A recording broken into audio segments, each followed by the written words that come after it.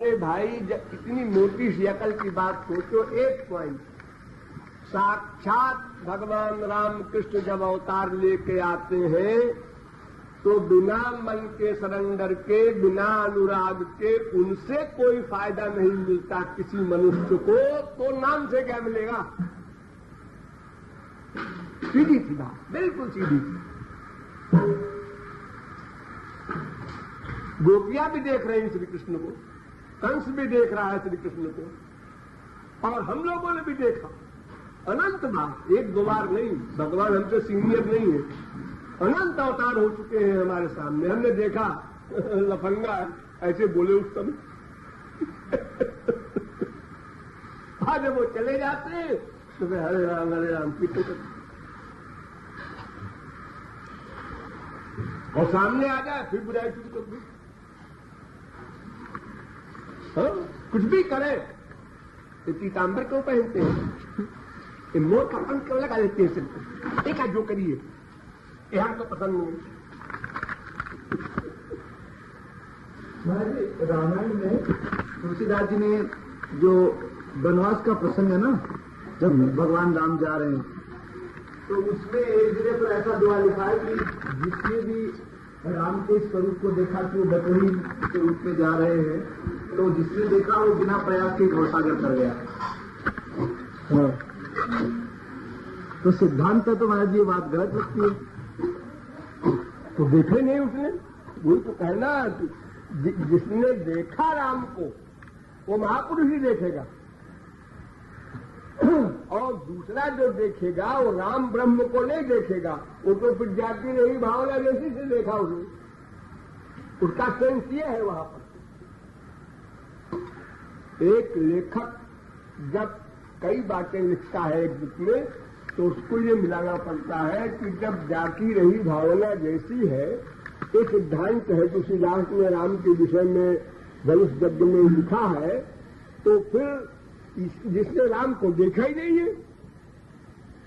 तो वह आसक्त कैसे होगा? और जिसने देखा तो उसको दिव्य दृष्टि दी होगी राम ने, वो अधिकारी रहा होगा, तो विभोर हो गए।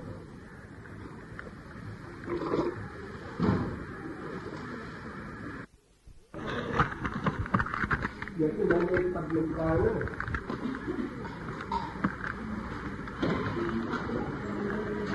कान की जादू भरी मुस्कान, जिसने देखा वो दीवाना हो गया, जिसने नहीं देखा मुरली की धुन सुना वो भी दीवाना हो गया। अब जिसने मुरली सुने ही नहीं, उसके कान दिव्य है ही नहीं, वो क्या दीवाना होगा? जिसने सुना, सुनेगा कौन? जिसने देखा, देखेगा कौन? अलौकिक दृष्टि वाला। महाराज जी, तुलसीदास जी ने रामायण में अनेक स्थलों पर इस बात को लिखा कि जहां जहां जा रहे हैं, जैसे कोल की रात देख रहे हैं राम को, देख देख के विभोर हो रहे हैं, सब आनंद में मग्न हो गए, ग्रामवासी, ग्राम बधूचियां सब देख देख के विभोर हो गए। तो ये सारे के सारे क्या अवतार लेकर आए हुए महापुरुष हैं? अवतार लेके आए हैं या उच्च कोट के साधक हैं? वो राम के पास है या राम से एकत्व हो गया है? दो प्रयास होते हैं। तो जितनी मात्रा में जिसका अनुराग तमाम जन्मों से है, उसी तरफ हो, उसी गांव से, उसी जगह से होके जाएंगे। और अगर एक व्यक्ति उसमें नास्तिक टाइप है तो वो घर से बाहर नहीं निकलेगा उनको देखने के लिए, वो घर ही में रहेगा। क्या फालतू है, जा रहे हो, लड़ेगा अपने घर वालों से, क्या देखना है उनको? राजकुमार है, आए होंगे, लेकिन वो जाएगा क्योंकि उसके संस्कार है, उसकी साधना की है। महाराज जी, जैसे रंगभूमिगत यज्ञशाला में वर्णन है कि एक तरफ तो तुलसीदास जी ने लिखा कि जाकी रही भावना जैसी, और देख ही रूप महारन धीरा, और डरने की बात भी लिखी। और जब सीता जी आई रंगभूमि में तो उन्होंने लिख दिया कि रंगभूमि जब सिए पगधारी, तो मोहे नर नारी रूप निहारी, ऐसा लिख दिया। तो सबके सब उनके रूप को देख के मोहित हो गए। नहीं, सब के सब नहीं, वही समझने की बात है। वहां वो लोग मोहे जो अधिकारी थे, बस सब जगह वही न्याय लागू होगा। सब नर नारी मोहित हो जाए, संसार न रहे, सबके अंदर कैसे बैठे हैं, बातें बन जा फिर तो। लेखक किस सेंस से लिख रहा है ये समझना पड़ता है। प्लस और जगह उसने जो लिखा है बिना अनुराग के और बिना प्रेम के कुछ नहीं काम बनेगा, उनको मिलाना पड़ता है कि लेखक की मंशा ये है यहां पर लिखने की।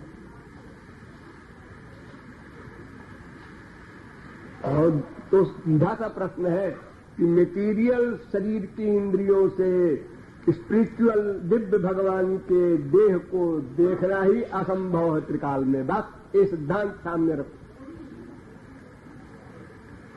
अगर देखेगा तो जो इसका मटेरियल अक्स है वो जाके पड़ेगा और वही मटेरियल दिखाई पड़ेगा। सवाल ही नहीं दिव्य का। बिना स्वरूप शक्ति दान के दिव्य दृष्टि का होने का प्रश्न ही नहीं पैदा हो। और भगवान ने कृपा करके दिखा दिया तो पागल है भगवान, एक को कृपा कर दिखा दिया, एक को एक के लिए नियम बना रखा है, ऐसा कैसे करेंगे?